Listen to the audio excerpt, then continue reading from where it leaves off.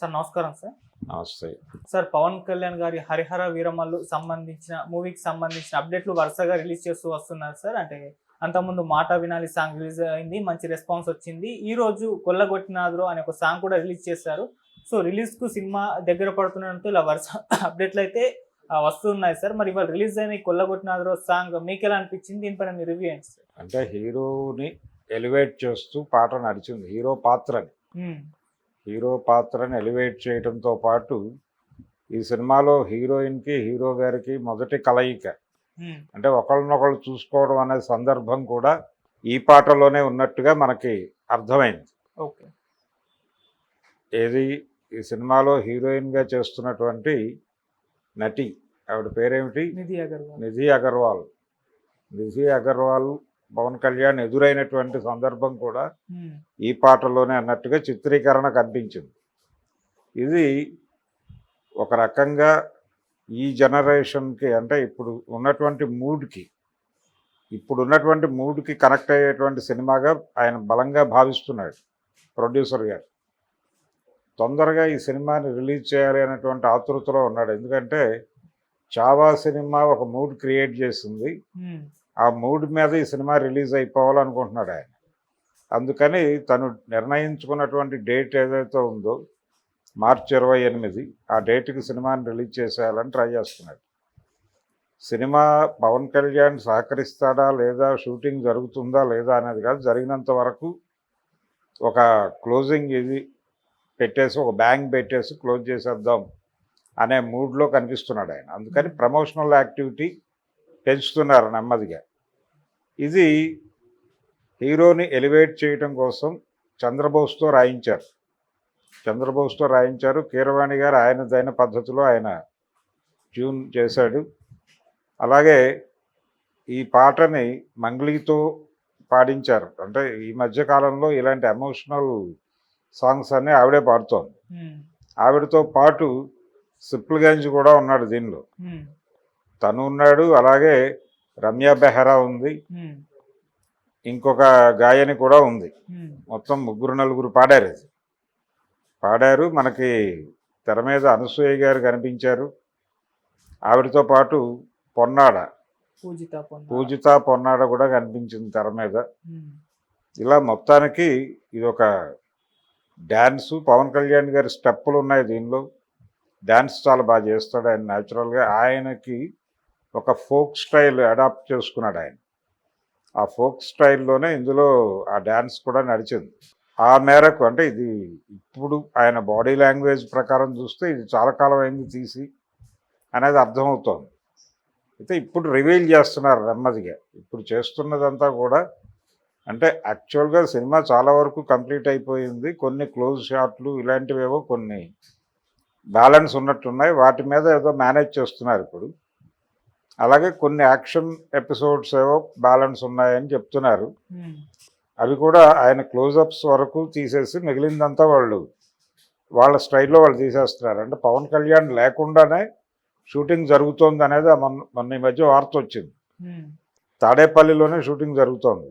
తాడేపల్లిలో without Pawan Kalyan shooting అయిపోతుంది. కాబట్టి పవన్ కళ్యాణ్ 2 రోజులు కావాలా 4 రోజులు కావాలా అనేది పక్కన పెట్టేసి సినిమా రిలీజ్కి రెడీ అవుతోంది. నెమ్మదిగా ఈ పాటలు బయటకు పంపు చేస్తూ సినిమాకు ఒక మూడ్ క్రియేట్ చేస్తూ మధ్యలో నెమ్మదిగా వాళ్ళు ఈ టైం మూడ్కి కనెక్ట్ చేసే విధంగా ఔరంగజేబ్ క్యారెక్టర్ని కూడా రివీల్ చేసే ట్రైలరో టీజరో ఏదో ఉంటుంది. ఇక ప్రమోషనల్ యాక్టివిటీస్ మొదలవుతాయి. ఇది పాన్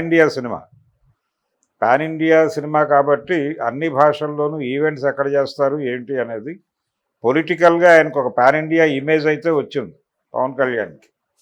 ఆయన మోడీతో తరచూ కలుస్తున్నాడు, మాట్లాడుతున్నాడు. దీని తాలూకా సరంజామా అంతా, వార్తలు, వ్యవహారాలు ఇవన్నీ నేషనల్ మీడియాలో కవర్ అవుతున్నాయి. ఆయన ఆంధ్రప్రదేశ్లో జగన్ ఏతర ప్రభుత్వం ఏర్పాటు కావడంలో ఆయన కీలక పాత్ర పోషించాడు అనేది కూడా జాతీయ పత్రికలు గట్టిగానే ప్రజల్లోకి తీసుకెళ్ళినాయి. సో పవన్ కళ్యాణ్ అనేవాడు ఇప్పుడు కేవలం స్టేట్ ఫిగర్ కాదు, నేషనల్ ఫిగర్గా మారాడు. కాబట్టి ఈ మారిన క్రమాన్ని ఒకటి ఆ మార్కెట్ని సినిమాకి అనుకూలంగా వాడుకోవాలనే వ్యూహం ఒకటి. రెండోది ఏంటంటే ఇప్పుడున్నటువంటి మూడ్కి ఈ ఔరంగజేబ్ కాన్ఫ్లిక్టు, రెండోది ఇది గోల్కొండ నవాబుల కాలంలో జరిగినటువంటి కథ అని చెప్తున్నారు. ఇది కల్పితమే, అంటే ఇది ఉంది అని చెప్పలేము. రెండు చారిత్రకంగా ఉన్నటువంటి 2 ఎపిసోడ్స్ తీసుకున్నాడు ఆయన, 2 ఎలిమెంట్స్. ఒకటి గోల్కొండ నవాబుల కాలము, ఒకటేమో మొఘల్ చక్రవర్తులు పరిపాలిస్తున్న కాలం. ఈ టైంలో జరిగినటువంటి ఒక కల్పిత గాథ. సర్దార్ పాపారాయుడు సినిమా కూడా అలాగే డిజైన్ చేశాడు దాసరి గారు.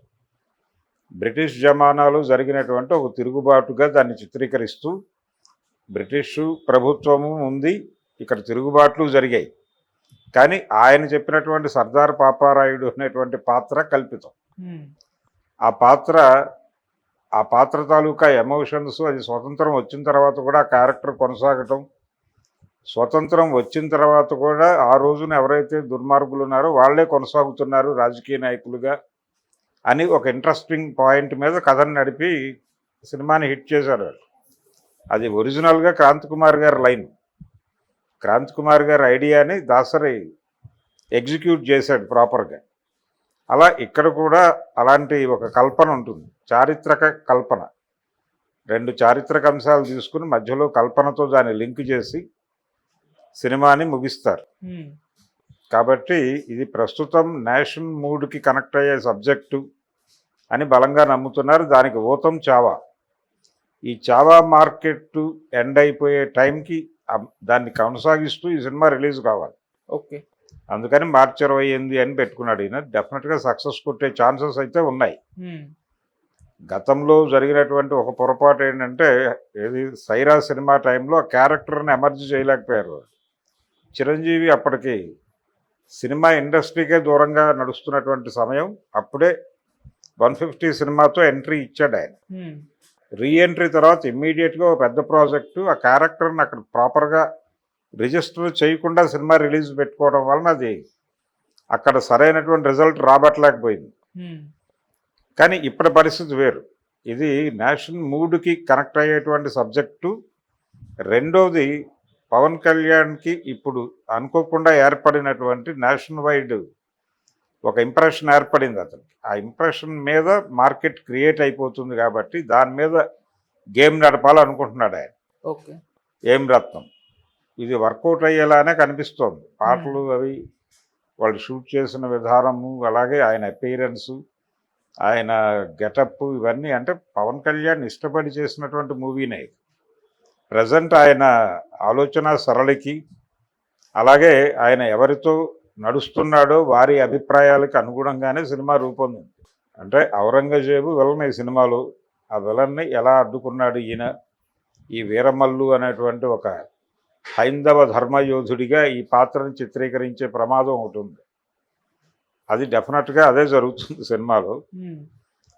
ఆ రకమైనటువంటి ఒక మొఘల్ చక్రవర్తి మీద ఒక హిందూ ధర్మ ప్రతిష్టాపనని తప్పించేటువంటి ఒక వ్యక్తి చేసినటువంటి ఒక పోరాటంగా దీన్ని మలుస్తారు.